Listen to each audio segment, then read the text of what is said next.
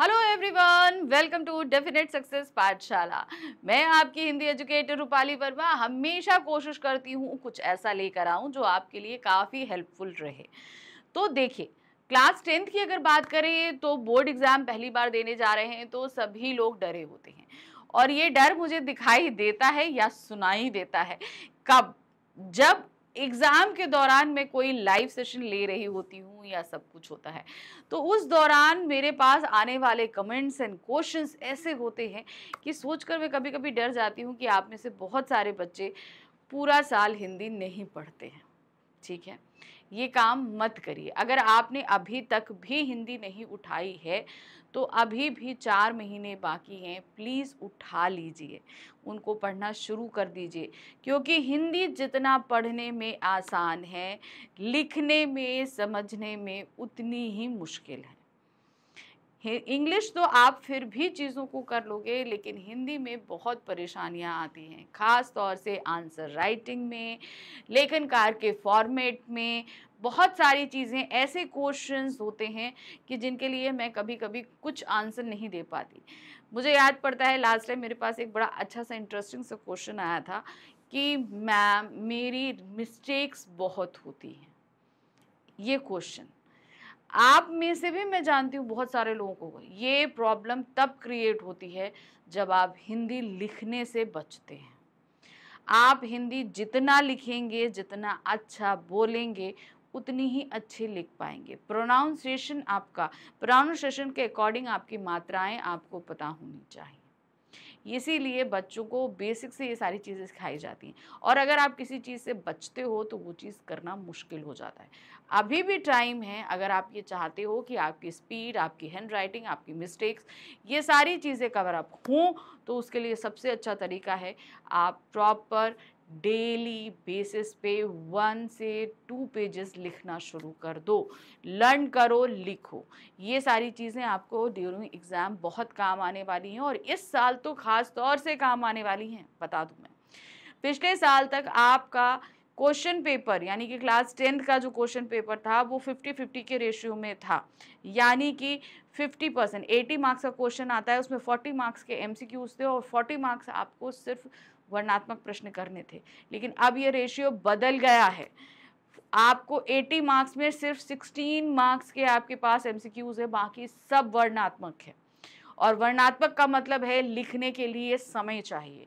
समय चाहिए तो बिना मिस्टेक के, बिना स्लो राइटिंग के आपको काम करना है। आपकी राइटिंग में स्पीड होनी चाहिए, स्पीड होनी चाहिए, और साथ ही साथ बिना मिस्टेक के होना चाहिए। हैंड राइटिंग अच्छी होनी चाहिए और हर एक चीज़ की प्रिपरेशन आपकी अच्छी होनी चाहिए, तभी आप काम कर पाओगे। नहीं तो ये 100% श्योर है कि आपका पेपर छूटेगा। ठीक है, तो ये आज का एक छोटा सा टिप था कि अभी भी आपके पास समय है, आप डेली लिखना शुरू करो। चलिए वापस आ जाते हैं आज के वीडियो में। आप सभी को पता है कि आजकल हम कर रहे हैं क्लास 10th के एग्जाम ओरिएंटेड क्वेश्चन। अगर हम एग्जाम ओरिएंटेड क्वेश्चंस की बात करें तो इसमें 2 तरीके के क्वेश्चंस रहते हैं आपके, ऑब्जेक्टिव एंड सब्जेक्टिव। बात करें ऑब्जेक्टिव, कंप्लीट करा चुकी हूँ, वो सिर्फ आपकी एक बुक से आ रहे हैं, जो रहेगी आपकी क्षितिज भाग 2। ये मैं क्लास 10th कोर्स ए की बात कर रही हूँ। तो क्षितिज भाग 2 से आपके पास एमसीक्यूज आएंगे, और इसके बाद आपका जितना भी है पूरा पेपर वर्णात्मक है। हर चीज़ के लिए आपको डिटेल में एक्सप्लेनेशन के साथ लिखना है। और अगर हम बात करें आपकी बुक की, तो बुक में आपकी क्षितिज भाग 2 और कृतिका भाग 2 दोनों से ही वर्णात्मक प्रश्न आने वाले हैं। इसके अलावा आपका व्याकरण है, लेखन है, ये सब कुछ वर्णात्मक में रहेगा। मल्टीपल चॉइस क्वेश्चंस अब हटा दिए गए हैं। ठीक है, तो अब अगर हम बढ़ते हैं अभी, ठीक है, तो हमने इसलिए जब हमने सोचा कि चलिए मल्टीपल चॉइस क्वेश्चन तो कंप्लीट हो गए, अब हम वर्णात्मक प्रश्नों के उसमें चलते हैं। तो सबसे पहले हमने कोर्स बी की उठाई है बुक, क्षितिज भाग 2।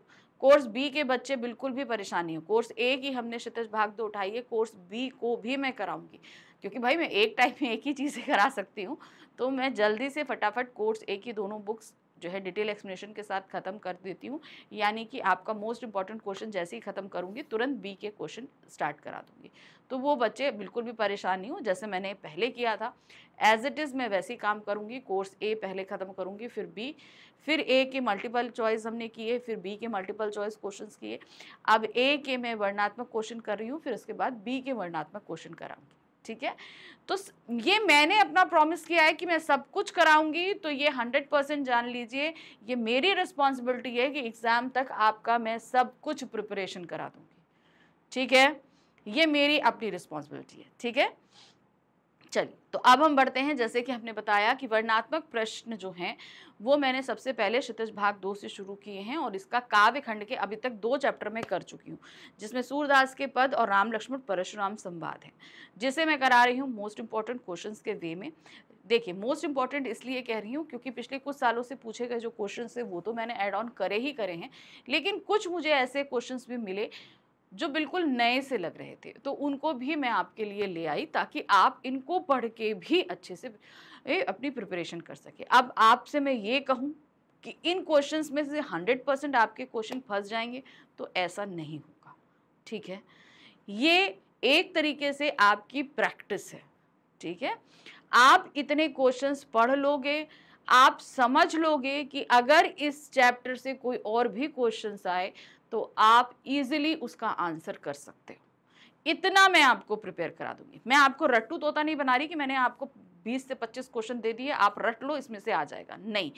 ये 20 से 25 क्वेश्चन आपके लिए इसलिए लेकर आ रही हूँ ताकि आपको मैं फॉर्मेट, आंसर राइटिंग सब कुछ समझा सकूं, और अगर इससे मिलते जुलते आपके पास क्वेश्चंस आते हैं तो आप उनके आंसर अपने आप कर सको। ठीक है, इसके लिए मैं आपको प्रिपेयर कर रही हूँ। चलिए शुरू करें। अब बात करें अगर इस चैप्टर आत्मकथ्य की, जो कि हमारा 3rd चैप्टर है, तो इसे हम 5वीं बार पढ़ने जा रहे हैं। अब आप बोलोगे मैम 5वीं बार कैसे? देखिए फर्स्ट टाइम हमने किया कब? Detail explanation. सेकेंड टाइम हमने जब एनसीईआरटी सोल्यूशन किया तब हमने इसको पढ़ा। 3rd टाइम हमने डीपीपी सोल्यूशन किया तब हमने पढ़ा। 4th टाइम जब हमने इसके मल्टीपल चॉइस क्वेश्चंस किए तब पढ़ा। अब 5th टाइम हम पढ़ेंगे मोस्ट इंपॉर्टेंट क्वेश्चंस के वे में। अब देखा ना, एक ही चैप्टर को मैं अभी तक 5 बार आपको समझा चुकी, तो इतनी बार तो समझ में आ जाना चाहिए ना, आना चाहिए नहीं? तो चलिए आज के इस वीडियो में करीबन आपके पास 26 क्वेश्चन है। ठीक है, कितने हैं? 26 क्वेश्चन है। सोचिए इतने क्वेश्चंस लेकर आ रही हूँ कि आप पूरी अच्छी तरीके से रेडी हो जाओ। हाँ चलिए शुरू करें फिर। और हाँ, साथ ही साथ बता देती हूँ इस बुक से यानी कि क्षितिज भाग 2 से आने वाले आपके सभी प्रश्न लघु उत्तरीय रहेंगे। मैं इसलिए बोल रही हूँ क्योंकि क्वेश्चन पेपर में जो सीबीएसई के द्वारा इशू किया गया है उसमें साफ तौर से ये चीज़ मेंशन की गई है कि क्षितिज बुक से आने वाले क्वेश्चंस की वर्ड लिमिट 25 to 30 वर्ड्स रहेगी। ठीक है, 2 नंबर का क्वेश्चन आएगा, तो इसमें आप आंसर जो लिखोगे वो 25 to 30 वर्ड्स के अंदर होना चाहिए, लेकिन प्रिपरेशन करोगे ज़्यादा की, यानी कि आप मानकर चलो 35 से 40-45 वर्ड्स तक आप हर आंसर को प्रिपेयर करोगे। थकी सोई है मेरी मौन वृथा का आश्रय स्पष्ट कीजिए। अच्छा चलिए इस चैप्टर के बारे में थोड़ा सा बता दूं। कवि से उनके मित्रों ने कहा कि भाई आप जो है थोड़ा सा अपनी आत्मकथा लिख दीजिए। तो कवि इस सोच में पड़ गए, क्या मेरे जीवन में ऐसी कोई चीज़ें हैं जिनको मैं आत्मकथा के रूप में प्रस्तुत करूं? तो उन्होंने कहा कि नहीं, मैं अभी अपनी आत्मकथा नहीं लिखना चाहता। इसका रीज़न बताते हुए और अपने जीवन का एक छोटा सा दर्शन देते हुए उन्होंने इस आत्मकथ्य को लिख दिया, जो कि एक कविता के रूप में था। कथा और कथ्य में आपको अंतर पता है? आत्मकथा और आत्मकथ्य, तो सबसे पहले कथा और कथ्य का अंतर समझ लीजिए। कथा होती है डिटेल में, ठीक है, हम पूरी डिटेल में जिसे हम पढ़ें उसे हम कहते हैं आत्मकथा। लेकिन उसी आत्मकथा को हम सिर्फ 2 लाइन में पढ़े तो वो कहलाता है कथ्य। जैसे कि हमने बताया, मान लीजिए जैसे आपने एक इसमें चैप्टर पढ़ा है नेताजी का चश्मा, ये पूरी कथा है, आपने इसको 4-5 पेजेस में पढ़ा। ठीक है, अगर इसका हम कथ्य लिखने पर आए तो मुश्किल से 5-6 लाइन का ही लिख पाऊंगी, इससे ज़्यादा आत्मकथ्य नहीं लिखना है। कैसे? जैसे हम बोलेंगे भाई एक कस्बा है, उसमें नेताजी की मूर्ति है जो बगैर चश्मे के हैं, जिसको हालदार साहब हर 15 दिन में देखते हैं। ठीक है, बड़ा रोमांचित महसूस करते हैं। उस चश्मे को लगाने वाला एक लंगड़ा व्यक्ति कैप्टन है जिसका मजाक उड़ाता है पान वाला। वो मर जाता है, मूर्ति पर चश्मा नहीं होता और मूर्ति पे चश्मा नहीं रहता, लेकिन एंड में उस मूर्ति की कमी को देखते हुए बच्चे उस पर सरकंडे का चश्मा लगा देते हैं। तो ये है उसकी आत्मकथ्य, जिसको हमने सिर्फ 5 लाइन में समेट दिया। उस कथा में होने क्या वाला है क्या, इसे 5 लाइन में, यानी कि पूरी जो चीज को है उसे समरी में आप यहाँ पर पढ़ सकते हो। ठीक है, उसे सार जिसे हम बोलते हैं, समरी भी नहीं बोलेंगे, हम उसको सार बोलेंगे। ठीक है, एक्सट्रैक्ट जिसको बोलते हैं, उसमें आप उसको पढ़ लोगे तो वो होता है। तो यहाँ पर कवि ने अपनी पूरी आत्मकथा नहीं लिखना चाहता, इसका रीजन बताते हुए उसने इस कविता का निर्माण कर दिया। ठीक है, कविता पूरी पढ़ी हुई है। चलिए अब क्वेश्चन क्या है, मौन सोई थकी सोई है मेरी, मौन व्यथा का आशय स्पष्ट कीजिए। वो क्या, व्यथा का मतलब क्या होता है, तकलीफ। कवि यहाँ पर आत्मकथा लिखने के लिए बिल्कुल भी रेडी नहीं है।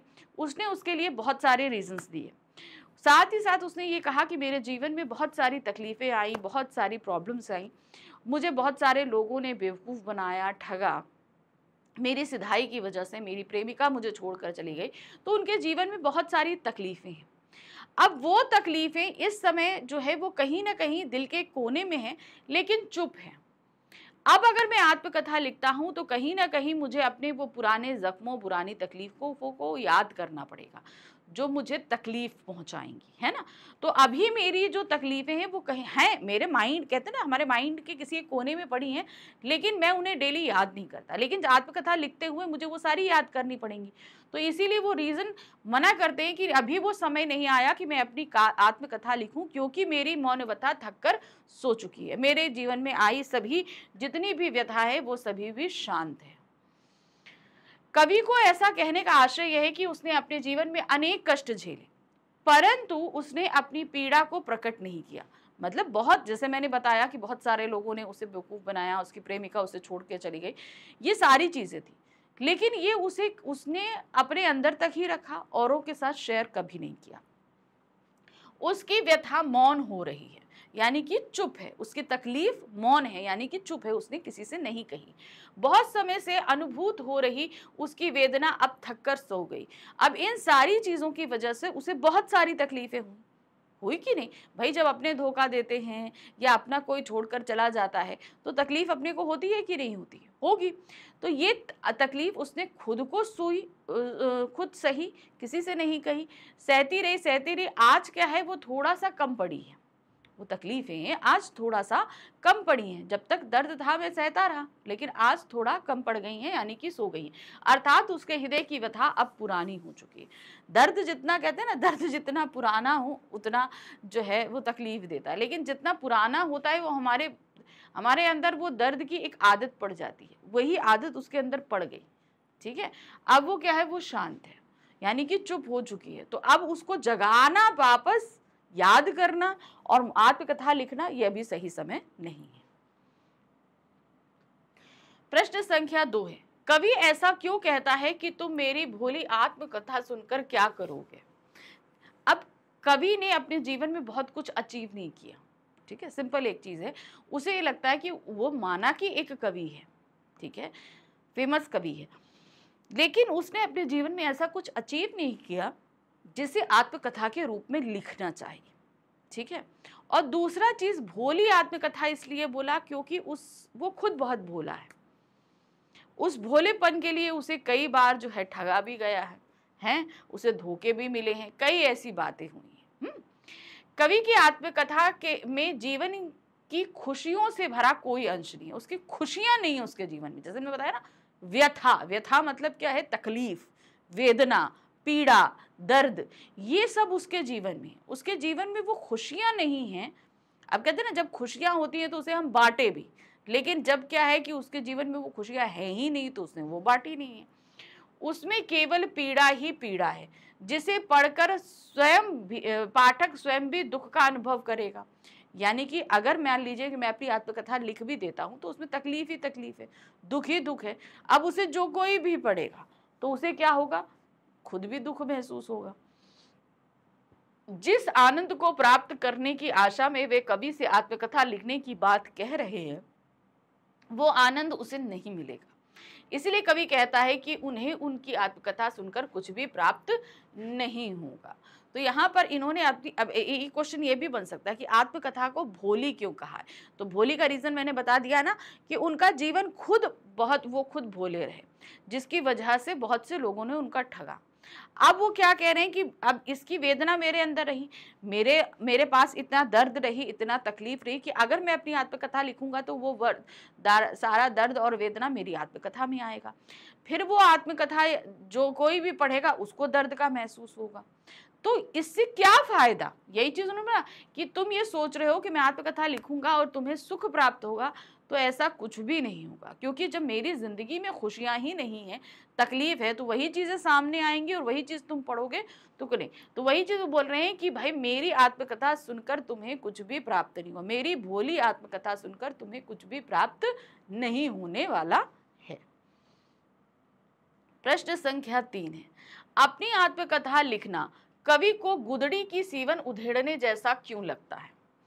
अब पहले इसका मतलब आप समझ लो, कहाँ पर दिया है गुदड़ी का मतलब समझेंगे, फिर सीवन उधेड़ने का मतलब समझेंगे, ठीक है, फिर हम पूरा आंसर बताएंगे। गुदड़ी का मतलब होता है, जैसे आजकल हम लोग गद्दे सिलते हैं ना, गद्दे आते हैं बन के, उसके अंदर फोम होती है, जैसे रुई वाला भी बनाओ तो कॉटन का, रुई का होता है ना, रुई का होता है। अब अगर वो रुई जो है, रुई की जगह अंदर कपड़े भर दिए जाएं, बहुत सारे कपड़े भर के और मोटा करके उसको बना दिया जाए, तो वो बनती है गुदड़ी। रुई भर के बनोगे तो गद्दा बनेगा, गुदड़ी होती है उसके अंदर कपड़े की लेयर लगाई जाती है और वो गुदड़ी बन जाता है, ठीक है। सीवन, अब हमने उसको सिल लिया, बढ़िया सा अच्छा हो गया कि हम लेट सकते, गुलगुला हो गया कि भैया लेट सकते, ठीक है। अब अगर हम उसकी सीवन उधेड़ने का मतलब क्या होता है, उसकी सिलाई खोल दें। अब सिलाई खोलेंगे तो क्या होगा, कपड़े की परत दर परत निकलेगी कि नहीं निकलेगी, क्योंकि हमने उसके अंदर बहुत सारे कपड़े लगाए थे। भाई एक कपड़ा बिछाया, दूसरा बिछाया, तीसरा बिछाया, इस करके 7-8 कपड़े बिछाए गए, उसे मोटा कर लिया, मोटा करने के बाद उसे सुई से सिल दिया, बन गई वो गुदड़ी। अब अगर उसकी सीवन को हम उधेड़ देंगे, यानी कि उसकी सिलाई को उधेड़ देंगे, तो वो कपड़ा हमें क्या मिलेगा, परत दर परत अलग से मिलेगा, बाहर निकल आएगा, है ना। समझ में आ गया गुदड़ी और सीवन का क्या मतलब है, ठीक है। अब आते हैं, अपनी आत्मकथा लिखना कवि को गुदड़ी की सीवन उधेड़ना क्यों लगता है? अब उनके जीवन में जो सारी चीजें घटी, वो परत दर घटती गई, उनका जीवन बीतता गया, सब कुछ हो गया, ठीक है, सारा हो गया। अब अगर हम आत्मकथा लिखते हैं तो धीरे धीरे हम अपने पास्ट को हमें याद करना पड़ेगा, जो दुख हैं, जो तकलीफें हैं, सारी चीज़ों को बार बार याद करेंगे, हम उनको तब लिखेंगे।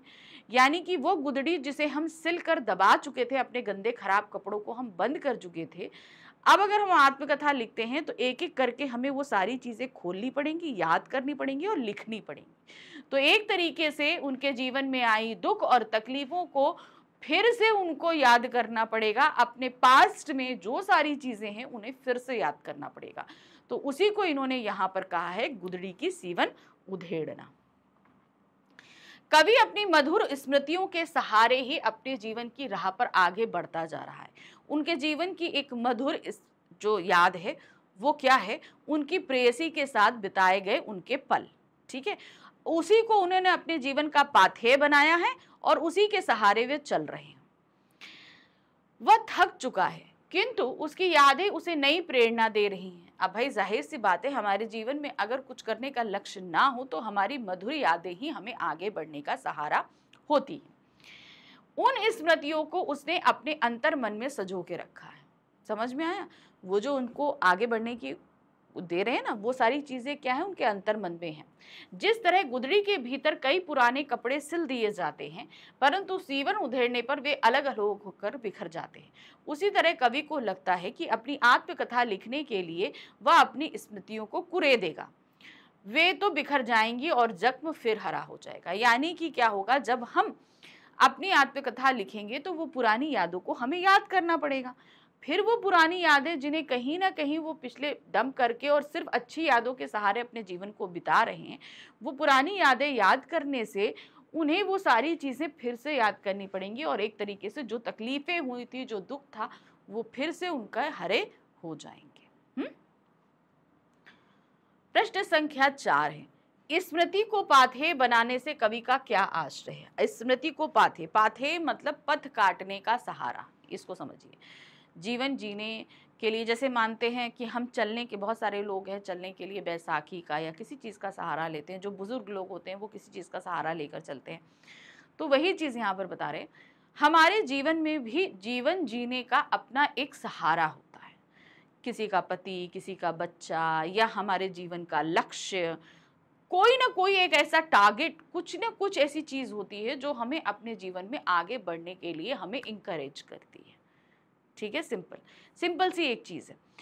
तो यही हमारा पाथेय होता है। पाथेय मतलब क्या होता है?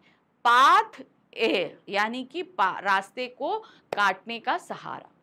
अब जीवन का पाथेय बनाने का रास्ता के मतलब क्या है? अब हमारे कवि हैं, अब कवि के जीवन में तो बहुत सारी तकलीफें आई, बहुत सारे दुख आए। अब वो अपने जीवन को काटने के लिए जो एक सहारा है वो है उनकी प्रेयसी के साथ बिताए गए उनके मधुर स्मृतियां। वो उनको बहुत प्रिय हैं और वो मधुर स्मृतियां ही उनके जीवन को जीने का एक सहारा है। ठीक है, उसी के सहारे ये अपना जीवन काट रहे हैं। कवि के जीवन के असीम दुखों से भरा हुआ है, परंतु उनके जीवन में पूर्व में कुछ ऐसे क्षण भी आए जब उसे लालिमा से पूर्ण कपोलों वाली नायिका के सानिध्य जैसा सुख प्राप्त हुआ। है ना, उषा की लालिमा जो था ना, उनकी जो प्रेयसी थी वो बहुत सुंदर थी कहते हैं। तो वो सुंदर स्त्री जो है इनके जीवन में आई और उनके साथ इन्होंने बहुत सारा अच्छा समय बिताया। तो वो समय इनके लिए बहुत अच्छा था। उन सुखद क्षणों की स्मृति ही उनके दुख भरे जीवन में कुछ पलों के लिए सुखी दे गई। यानी कि इनका दुख भरे जीवन में वो कुछ ऐसा पल था जो इनको खुशी देकर चला गया।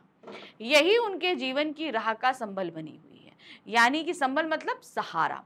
अब इनका जीवन तो इतना दुख भरा है, तो अब ये जो अपना जीवन काट रहे हैं वो कुछ जो मधुर स्मृतियां हैं उनकी पत्नी जो भी प्रेमिका के साथ बीती, यही इनके जीवन का सहारा है अब आगे जीवन बिताने का। इस प्रकार उनकी स्मृति कवि के लिए पाथेय बन गई।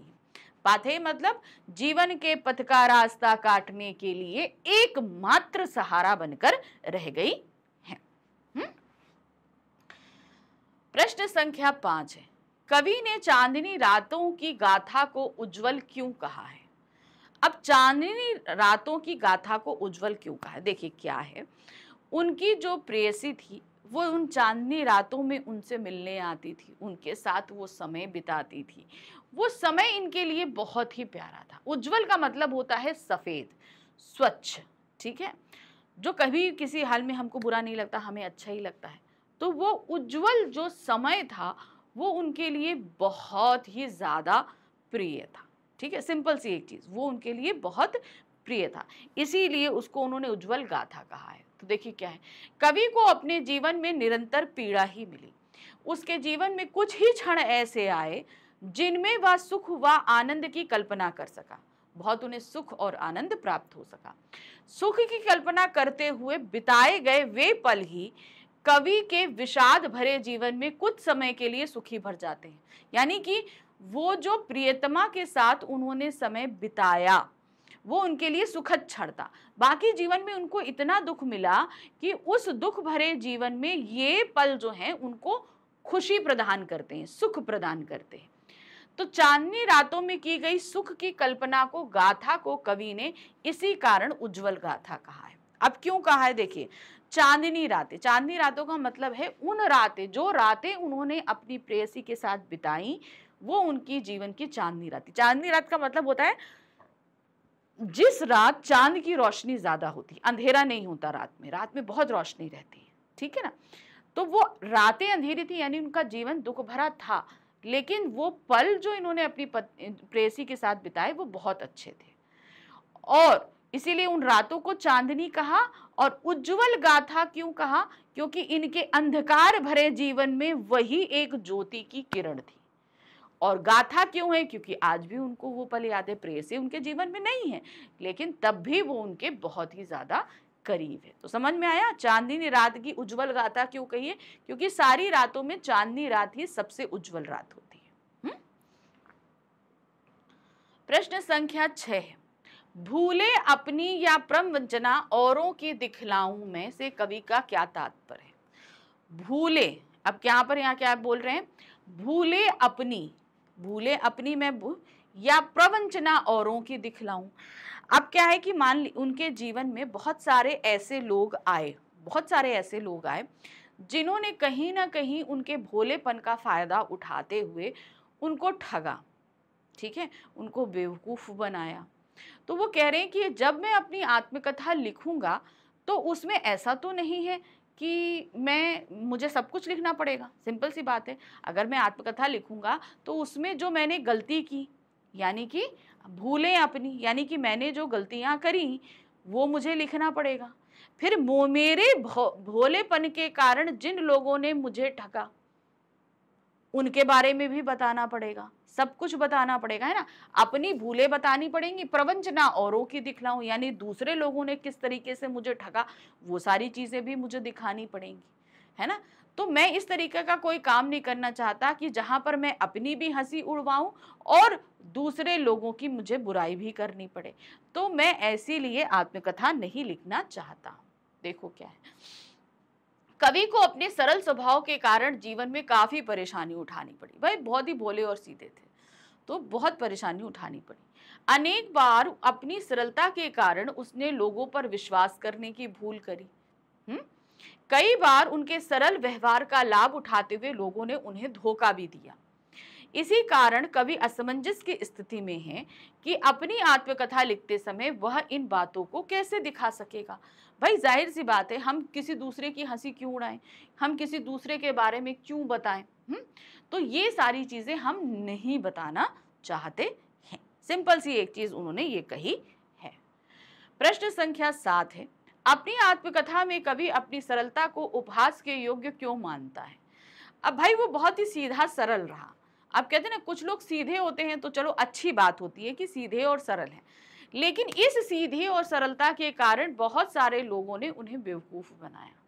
अब अगर ये बात हम आत्मकथा में लिख देंगे और लोग अगर उसे पढ़ेंगे तो कहेंगे, हंसी उड़ाएंगे कि भाई कितना बेवकूफ बंदा है, कि भाई इतना क्या सीधापन कि लोग इसका फायदा उठा ले जाएं, है ना। तो यही चीज उन्होंने बोली। क्या बोल रहे हैं कि अपनी सरलता को अगर मैं लिख देता हूं तो लोग कहीं ना कहीं इसका मजाक बनाएंगे। इसीलिए वो इस सारी चीजों को लिखने से बचना चाहते हैं। कवि को अपने जीवन में सरलतापूर्ण व्यवहार के कारण बहुत दुख उठाना पड़ा। जैसा कि अभी हमने बताया कि भाई बहुत सीधे थे वो, उनके सीधेपन का लाभ उठाकर लोगों ने उन्हें सीधे धोखा दिया। भाई ठीक है, सीधा है, बहुत जैसा फायदा उठा सकते हैं लोग। भाई जो सीधे होते हैं उन्हें नहीं समझ में आता कि भाई सामने वाले जो लोग हैं उनसे हम किस तरीके से बचें। वो तो अपने आप को जैसे सीधा समझते हैं वैसे दुनिया को सीधा समझते हैं, लेकिन लोग सब ऐसे होते नहीं हैं, वो फायदा उठाते हैं। वही हुआ। इस प्रकार सरलता उसके लिए सदैव कष्टदायक ही रही। इसी कारण उसकी आत्मकथा में जहां कहीं सरलता का जिक्र आता है वहां उसे धोखा मिलने की बात भी आती है, क्योंकि सरलता लिखेगा तो उस सरलता के कारण बहुत सारे लोगों ने उसको धोखा दिया, ये बात भी उजागर होगी। इसीलिए कवि अपनी आत्मकथा में सरलता को हंसी उड़ाए जाने योग्य मानता है। क्योंकि भाई अगर हम सरलता लिखेंगे तो वो सारी बातें लिखनी पड़ेंगी कि लोगों ने मुझे ठगा, मुझे बेवकूफ बनाया, और जब मैं ये सारी चीजें लिख दूंगा जो कोई भी इसे पढ़ेगा तो मेरा मजाक ही बनाने वाला है। इसलिए वो सरलता उपहास का कारण बनेगी। प्रश्न संख्या 8 है, कवि को ऐसी आशंका क्यों है कि उसकी आत्मकथा पढ़कर लोगों को ऐसा लग सकता है कि उन्होंने ही उनके जीवन का रसहीन कर दिया है। अब देखिए क्या होता है, हमारे जीवन में बहुत सारे मित्र होते हैं, है ना। हम सभी के मित्र होते हैं, आप लोगों के भी होंगे, मेरे भी हैं, ठीक है, आपके मम्मी पापा के भी हैं। तो क्या होता है कि हमारे जीवन में हम जो कुछ भी जीते हैं, जो कुछ भी है, हमारा कोई ऐसे मित्र होते हैं कि उनको भी ये सारे हमारे जीवन के बारे में पता होता है, और एक फास्ट फ्रेंड होता है जिसे तो सब कुछ पता होता है, ठीक है। तो अगर मैं अपनी इस आत्मकथा को लिख दूंगा तो कवि के जीवन में भी ऐसे ही कुछ मित्र हैं जो उनको बार बार फोर्स कर रहे हैं कि नहीं तुम अपनी आत्मकथा लिखो, ये उन्हीं मित्रों के बारे में है। तो अब क्या हुआ कि उन्होंने कहा कि तुम आत्मकथा लिखो। कवि ने कहा भाई मैं आत्मकथा लिख तो दूंगा पर मेरे जीवन में ऐसा कुछ है ही नहीं, कि मतलब मेरा जीवन तो पूरा खाली है, दुखों से भरा पड़ा है, खुशी है ही नहीं। जब मैं ये आत्मकथा लिखूंगा तो लिखने के बाद जब तुम उसे पढ़ोगे तो तुम्हें इस चीज का एहसास होगा, अरे कहीं ऐसा तो नहीं इसके जीवन का सारा रस हम ही ने ले लिया, कहीं तुम खुद अपने आप को तो दोषी नहीं मानने लगोगे। ये चीज तो चलिए देखिए कैसे है। कवि के साथियों ने उससे अनुरोध किया कि वह अपनी आत्मकथा लिखे, परंतु कवि का जीवन इतना दुखमय रहा है, बहुत सारे दुख और तकलीफ रहा है कि उसकी आत्मकथा को पढ़कर लोगों को यह लग सकता है कि उसकी पीड़ा भरी स्मृतियों को कुरेद कर उन्होंने उसे और भी दुखी कर दिया है। कि जब मैं ये मेरी आत्मकथा तुम लिखोगे, देखोगे, पढ़ोगे तो तुम्हें एहसास होगा, अरे इसके जीवन में इतने सारे दुख हैं, इतनी सारी तकलीफें हैं, तो तुमको ये लगेगा, अरे ये बेचारे के इतनी दुख तकलीफों को उसे लिखने के लिए उसे सारी दुख तकलीफें फिर से जीनी पड़ी होंगी, तो सोचो कितना तकलीफ उसको हुआ होगा, है ना। इस प्रकार उन्हें ऐसा लग सकता है कि कवि के जीवन की गाथा का रसस्वादन करने के लिए उन्होंने उनके जीवन के सुख रूपी रस को निकाल कर उसे और खाली कर दिया है। अब कैसे, इसका मतलब समझिए क्या होगा। जब कवि आत्मकथा लिखेगा तो उसे अपने पुराने दुख भरे समय याद करने पड़ेंगे, तो कहीं ना कहीं उसकी जो अच्छी स्मृतियां हैं वो फीकी पड़ जाएंगी और कवि के मित्रों को लगेगा, अरे हम लोगों के कहने पर उसने आत्मकथा लिखी और उसने अपने सुख के दिनों को किनारे हटाकर, सुखी अच्छी यादों किनारे हटाकर दुख भरी यादों को याद किया और उसके जीवन में जो सुख था वो भी उससे दूर हो गया। तो इस तरीके से तुम अपने आप को इसके लिए दोषी मानोगे।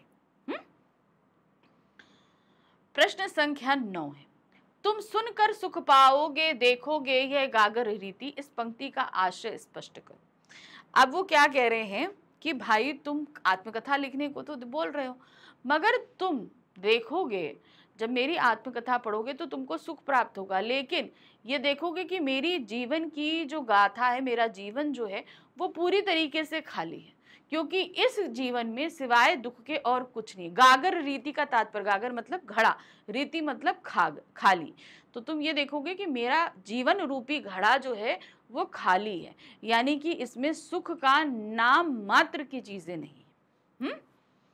जब तुम इसे पढ़ोगे तो तुम्हें जो है सुख जरूर मिलेगा। कवि के जीवन में अतीत की असंख्य घटनाएं ऐसी हैं जिनसे उसे दुख ही दुख मिला है। मैंने बोला ना, उसके जीवन में सुख नहीं है, सिर्फ दुख ही दुख है उसके जीवन में। कवि कहता है, यदि मैं अपनी बीती हुई कहानी सुनाऊंगा तो लोगों को तो उससे आनंद मिलेगा। भाई मैं अपनी भाई किसी के भी दुख पढ़ोगे तक आनंद तो आएगा हमें कि अरे इसके जीवन में ये सारी चीजें हैं, वो सारी चीजें हैं, आनंद मिलेगा। परंतु साथ ही वह यह भी देखेंगे कि मेरा जीवन सुख और प्रसन्नता से बिल्कुल खाली है। किससे खाली है? कि उनके जीवन में बिल्कुल भी सुख और प्रसन्नता नहीं है। तो तुमको पढ़कर आनंद तो आएगा, लेकिन साथ ही साथ तुम्हें ये एहसास होगा कि मेरे जीवन रूपी गागर जो है वो पूरी रीति अर्थात खाली है। किससे? सुख और सुखी और प्रसन्नता से। तो मतलब सुख है ही नहीं, खुशी है ही नहीं, प्रसन्नता है ही नहीं। प्रश्न संख्या 10 है, श्री जयशंकर प्रसाद ने आत्मकथा नामक कविता की रचना क्यों की थी? अब बताइए भाई, आत्मकथ्य नामक कविता की रचना क्यों करी? देखिए क्या है, इतने बड़े बड़े कवि हुए, लेखक हुए, उन सभी ने अपने जीवन की गाथा को लिखा। क्या किया? उन्होंने अपने जीवन की गाथा को लिखा, जो भी उनके जीवन में घटा जो कुछ लिखा। अब इनके मित्रों ने जब उनसे देखा, भाई इतने बड़े बड़े कवि लिखते हैं, सब कुछ करते हैं, लेखक लिखते हैं, कि तुम भी तो कवि हो, तुम भी तो लेखक हो, तुम भी लिखो अपनी आत्मकथा। लेकिन लेखक को ये लगा कि भाई उसके जीवन में ऐसे उसने कोई अचीवमेंट नहीं किए जो आत्मकथा लिखकर दूसरों को बताया जा सके। उसके जीवन में दुख ही दुख है, अगर वो इनको भी लिखता है तो भी भाई दुख ही दुख बताएगा, क्योंकि उसके जीवन में यही हुआ है। तो वो ये कहता है कि मेरे जीवन में ऐसा कुछ भी, मेरे जीवन में बहुत सारे दुख हैं, तो वो दुख अभी शांत है, मैं उनको कुरेद कर याद नहीं करना चाहता। मेरे जीवन में ऐसी कोई खुशियां नहीं हैं कि जिनको मैं आत्मकथा लिखकर सुनाना चाहूँ, ना मैंने कोई ऐसी उपलब्धियां प्राप्त करी हैं जो दूसरों को बताना चाहूँ, तो मैं आत्मकथा नहीं लिखना चाहता। अब आत्मकथा ना लिखने का रीजन बताते हुए और सारी चीजों को कहते हुए उन्होंने इस कविता का निर्माण कर दिया। वो आत्मकथा नहीं लिखना चाहते थे, इसी का रीजन बताते हुए उन्होंने इस कविता का निर्माण किया। मुंशी प्रेमचंद हंस नामक पत्रिका चलाया करते थे। वे उसके संपादक थे। अब उनके मित्रों ने क्यों कहा था कि भाई तुम आत्मकथा लिखो, उसका रीजन यहां बताया जरा। सन 1932 में उन्होंने पत्रिका में आत्मकथा विशेषांक निकालने का निर्णय किया। यानी कि 1932 में प्रेमचंद द्वारा संपादित जो पत्रिका थी हंस, उसमें एक सेक्शन, एक कॉलम ऐसा निकाला गया जिसमें सभी लेखकों और कवियों की आत्मकथा छपेगी। प्रसाद जी के मित्रों ने आग्रह किया, यानी कि जयशंकर प्रसाद जी के मित्रों ने आग्रह किया कि वे भी आत्मकथा लिखें, कि भाई आप भी आत्मकथा लिखो, आप भी तो कवि हो। प्रसाद जी को ऐसा करना उचित प्रतीत नहीं हुआ। उन्हें लगा कि नहीं, हमें आत्मकथा नहीं लिखनी चाहिए क्योंकि मेरे जीवन में ऐसा कुछ नहीं है। और उन्हें ऐसा लगता था कि उन्होंने ऐसा कुछ विशेष नहीं किया था जिससे लोगों की वाहवाही उन्हें मिलती। उनकी आत्मकथा ना लिखने की इच्छा के कारण आत्मकथ्य की रचना हुई। क्योंकि भाई आत्मकथा वो नहीं लिखना चाहते थे, इसका रीजन बताते हुए उन्होंने ये आत्मकथ्य कविता लिख दी, जिसे हंस पत्रिका में के आत्मकथा विशेषांक में छापा गया। अब जिसमें आत्मकथा लिखी जा रही थी उसी में उनकी ये कविता भी छाप दी गई, क्योंकि उन्होंने ये रीजन बताया कि भाई, अब देखिए हम क्या बोल रहे हैं, उनके जीवन में जो कुछ घटा उसकी वानगी तो उन्होंने हमें इस कथा में, इस कविता में दे दी कि भाई दुख ही दुख है। उनकी एक प्रेमिका थी कि उनके वहाँ बहुत सारे लोगों ने उनके स्वभाव की सरलता का फायदा उठाया, उन्हें ठगा, उन्हें धोखा दिया। तो एक तरह उन्होंने अपने जीवन की जो एक वानगी होती है वो हमको दे दी, उसमें सारी चीजें बता दी, है ना। तो इसीलिए उसे आत्मकथा विशेषांक में छापा भी गया था। प्रश्न संख्या 11 है, कवि मधुर चांदनी रातों को उज्जवल गाथाएं क्यों नहीं गाना चाहता है। अब क्यों नहीं गाना चाहता है, ठीक है, अभी हमने देखा था कि कवि ने मधुर चांदनी रातों को उज्जवल गाथा क्यों कहा है, अब वो क्यों बता रहा है।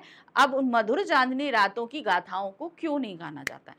देखिए, जब हम किसी से प्रेम करते हैं, हम किसी से भी प्रेम करते हैं, आप आगे चल के जो है आप किसी रिलेशनशिप में बंधोगे, आपकी शादी होगी, आप जिससे भी प्रेम करोगे, तो उनके साथ जो मोमेंट्स होते हैं उन्हें आप मोस्टली पब्लिक नहीं करना चाहोगे, आप किसी को नहीं बताना चाहोगे। तो यहाँ पर लेखक के साथ भी जो उनकी प्रेयसी रही वो बहुत सुंदर थी, ये बात उन्होंने इस आत्मकथ्य कविता में बताई। उसके साथ जो समय बिताया वो उनके जीवन का पाथेय है, अर्थात वो मधुर स्मृतियां हैं जिसे वो किसी के साथ शेयर नहीं करना चाहते। क्यों? क्योंकि भाई देखिए, ये बहुत ही प्राइवेट मोमेंट्स होते हैं, व्यक्तिगत बात होती है, इसलिए भी रीज़न है।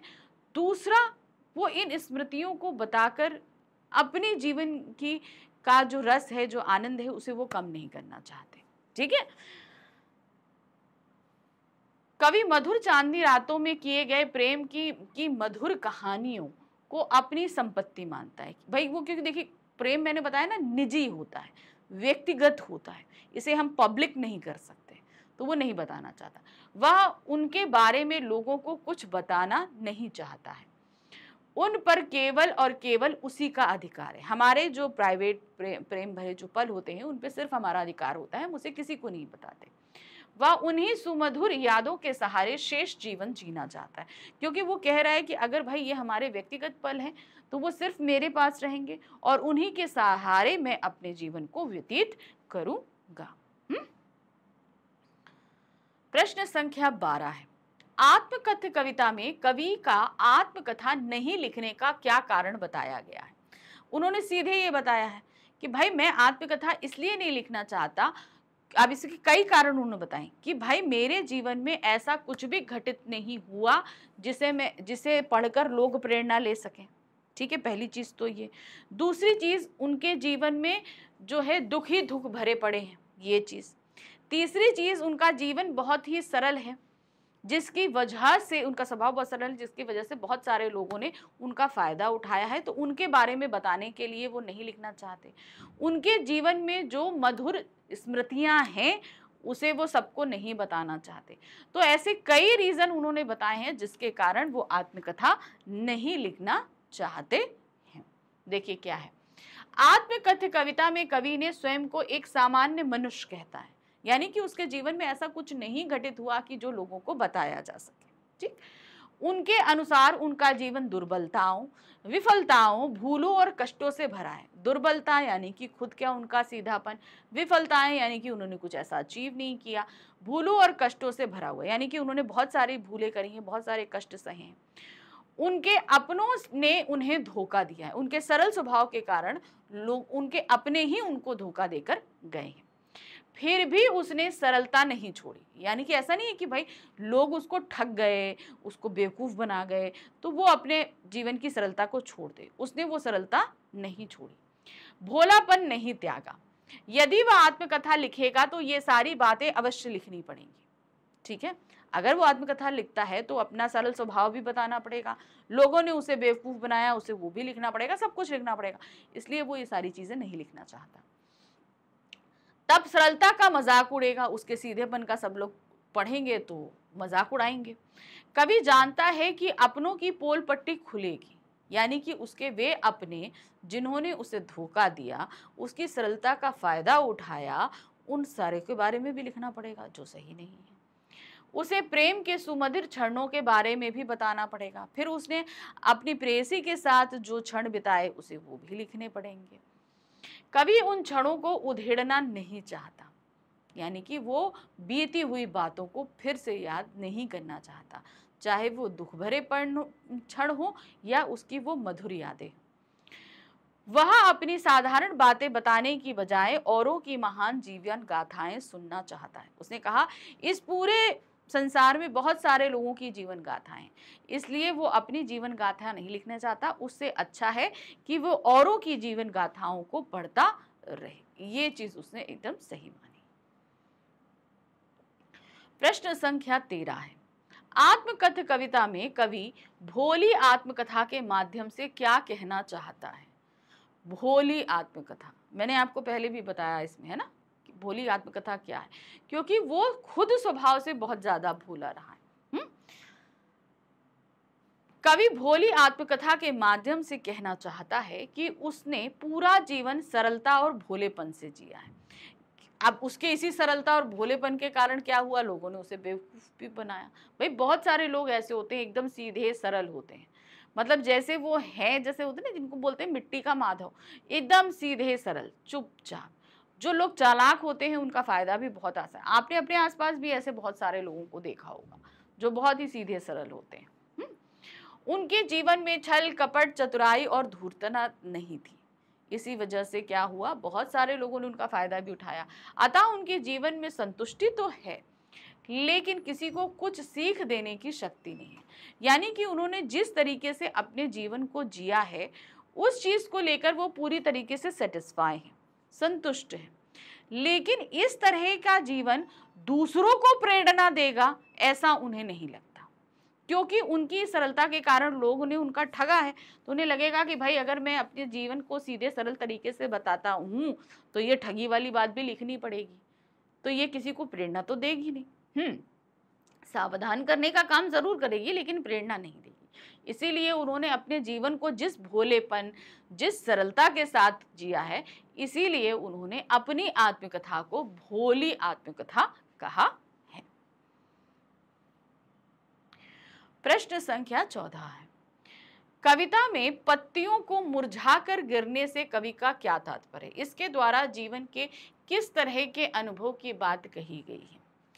भाई जीवन में बहुत सारे सुख आते हैं, दुख आते हैं, सब कुछ आता है ना। तो जीवन में ये सारे क्षण बीतते हैं, चाहे अच्छे पल हो चाहे दुखी पल हो, तो वो बीत जाने को ही उन्होंने यहाँ मुरझाई हुई पत्तियों का रूप दिया है। तो देखिए क्या है, आत्मकथा कविता में कवि कहता है कि मन रूपी भौरा गुनगुनाकर ऐसी कहानी सुना रहा है जिससे जीवन रूपी यात्रा की अनेक यादों के क्षण मुरझाई हुई पत्तियों की तरह गिर रहे हैं। अब क्या है, इसको ऐसे समझिए कि मान लीजिए मैं अपनी पुरानी यादों को याद करती हूँ, वो पल जो मुझे कहीं ना कहीं तकलीफ दे रहे थे या मुझे खुशी दे रहे थे, किसी भी तरह की यादें, ठीक है।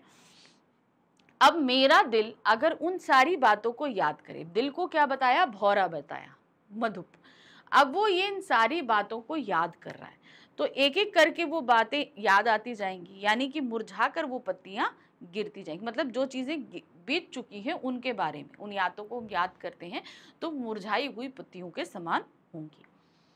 पत्तियों के मुरझाकर गिरने को कवि ने दुखद स्मृतियां अर्थात जीवन के नश्वरता के प्रतीक के रूप में चित्रित किया है।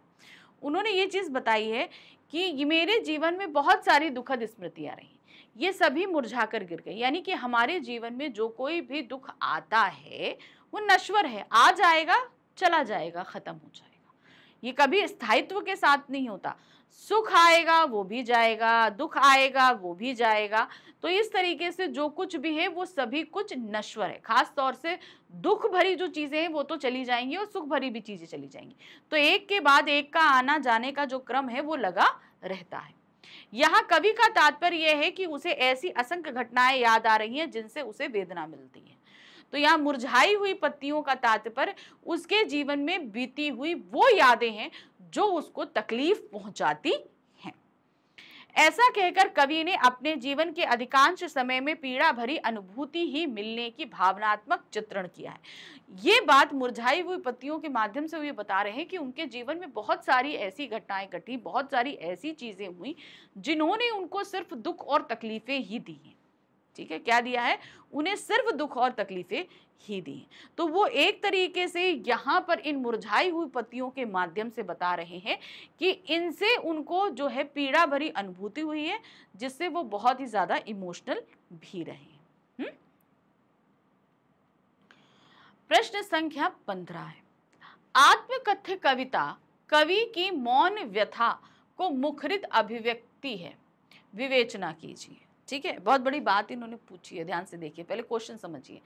आत्मकथ्य जो कविता है वो कवि की मौन व्यथा, यानी कि वो तकलीफें जो उनके जीवन में बीत चुकी हैं, जिन्हें वो एक तरीके से सुला चुके हैं, ज्यादा याद नहीं करना चाहते, उन यादों को वे मुखरित अभिव्यक्ति है, यानी कि बोलकर अब उसे व्यक्त करें। जिससे वो बचना चाह रहे थे तब भी वो बातें उन्हें याद आई और उन्होंने यहाँ पर लिखी। अब देखिए, आत्मकथा वो क्यों नहीं लिखना चाहते, क्योंकि उन्होंने उसका एक रीजन ये बताया है कि भाई उनके जीवन में जो दुख और तकलीफें आई वो कहीं ना कहीं बीत गई हैं। अब अगर मैं आत्मकथा लिखता हूं तो मुझे वो सारी चीजें याद करनी पड़ेंगी, उन्होंने ये रीजन बताया। लेकिन ना बताते बताते भी वो काफी कुछ हमें बता गए। ठीक है, ना लिखने का जो कारण बता रहे थे कि उन्हें वो सारी चीजें याद करनी पड़ेगी, तब भी वो बता गए। वो ये सारी चीजें बता गए कि उनकी सरलता के कारण कितने सारे लोगों ने उनको दुख दिया, तकलीफ दिया, उनका धोखा दिया। उनकी प्रेयसी उनके जीवन में आई, वो उनको छोड़कर चली गई, उनका जीवन दुखों से भरा है। ये सारी चीजें तो उन्होंने बता दी ना। जिस चीज को वो चुपचाप मौन कह रहे थे उसको तो मुंह खोलकर मुखरित अभिव्यक्ति यानी कि बोलकर वो उसको बताते हुए चले गए, है ना। आत्मकथा कविता कवि ने तब लिखी जब उसके मित्रों ने उससे अपनी आत्मकथा लिखने का अनुरोध किया। ठीक है, ये चीज उन्होंने बताई। फिर है, कवि के मन में उनके जीवन की अविस्मरणीय घटनाएं उनका उपहास करती हुई बार बार सूखे पत्तों की तरह गिरती हुई आने लगती हैं, यानी कि वो मुखरित हो रही हैं, यानी कि जो चीजें बीत चुकी थी वो फिर से इनके जीवन में इनको याद आने लगती हैं। कवि ये अनुभव करता है कि उसके जीवन का इतिहास तो केवल दुखद अनुभूतियों से भरा है। अब जब वो ना लिखने का रीजन बता रहा है तो वो कहीं ना कहीं अपने पूरे जीवन को याद कर रहा है। याद कर रहा है कि नहीं याद कर रहा है? तो वही चीज है, वो उनकी दुखद स्मृतियों को फिर से याद करने लगता है। अपनी सरलता के कारण उसे बार बार धोखा खाना पड़ा है, ये भी उसे याद आता है ना। ये चीज मैंने अभी बताई कि भाई उसके जीवन में जो उसको धोखे मिले वो भी उसे बार बार याद आने लगते हैं। कवि को अपने जीवन की दुर्बलताओं, भूली प्रवंचना एवं वेदना को का यथार्थ का भी सामना करना पड़ता है। जो सारी चीजें वो भूल चुका था उनको भी उसे फिर से याद करना पड़ता है। उसने कभी सुख का स्वप्न देखा भी तो वह उसे मिल नहीं सका, यानी कि उसकी जो प्रेयसी जो उसके जीवन में सबसे ज्यादा सुख लेकर आई वो आलिंगन में आते आकर मुस्काकर फिर भाग गई, यानी कि कुछ समय के लिए ही वो उसके जीवन में रही, ज्यादा समय के लिए नहीं रही। ये भी उसे याद करना पड़ा। मुखरित अभिव्यक्ति हुई ना यहाँ पर। कवि ने अपने अंतर मन की खट्टी मिट्टी यादों को उसी प्रकार संजो कर रखा है जिस प्रकार किसी गुदड़ी के कपड़ों को विभिन्न टुकड़ों में सिल दिया जाता है। फिर उसने अपनी इन यादों को सिलकर कहीं रखा था, लेकिन आत्मकथा ना लिखने के रीजन बताते हुए उसे वो सारी बातें फिर से याद करनी पड़ी और बतानी भी पड़ी। उन्हीं यादों को संबल बनाकर कवि ने आत्मकथ कविता में अपनी मौन व्यथा की भावनात्मक अभिव्यक्ति करी है। वो व्यथा, वो तकलीफ जो कहीं ना कहीं वो भुला बैठा था, मौन था, शांत था, लेकिन आत्मकथा ना लिखने के रीजन बताते हुए उसे वो सारी चीजें याद करनी पड़ी और इस आत्मकथ्य कविता में उसे वो सारी चीजें मेंशन करनी पड़ी ना, वो सारी चीजें उसने लिखाई। इसलिए इसको हम क्या बोलेंगे, मुखरित अभिव्यक्ति भी बोलेंगे। नाना कहते उसे सारी बातें बतानी पड़ी। प्रश्न संख्या 16 है, कवि अपनी आत्मकथा लिखने के प्रस्ताव को क्यों ठुकरा देता है? क्योंकि उसे क्या लगता है कि उसने अपने जीवन में ऐसा कोई भी चीज अचीव नहीं किया जिसको वो व्यक्त कर सके। उसके जीवन दुखों से भरा हुआ है, उसके जीवन छल कपट से भरा है, बहुत सारे लोगों ने उसके साथ छल किया है, उसका भोलापन है, उसका प्रेम उसके जीवन में ज्यादा दिन तक नहीं टिका। तो ये कहीं ना कहीं उसका जीवन जो है वो सुखों से पूरी तरीके से खाली है, इसलिए वो आत्मकथा लिखना नहीं चाहता। और सबसे बड़ा रीजन, उसके जीवन की जो भी दुख और तकलीफ थी वो कहीं ना कहीं चुपचाप सोई शांत बैठी थी। आत्मकथा लिखने के लिए उसे वो सारी चीजें फिर से याद करनी पड़ती। कवि का मत है कि आत्मकथा तो महान लोग ही लिखा करते हैं, क्योंकि उनके जीवन की महान उपलब्धियां पढ़ने और सुनने से लोगों को जीवन में आगे बढ़ने की प्रेरणा मिलती है।